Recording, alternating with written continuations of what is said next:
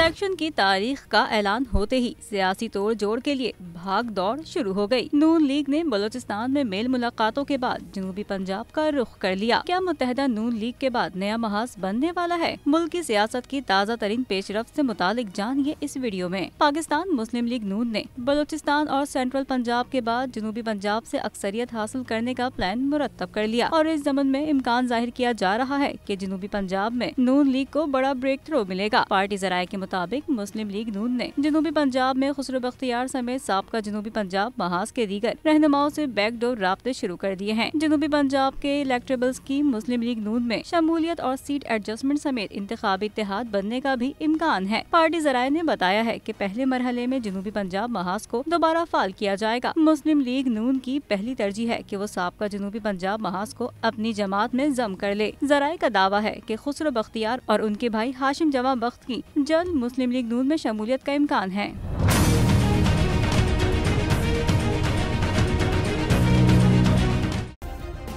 Subscribe करें और bell दबाएं ताकि कोई खबर रह न जाए।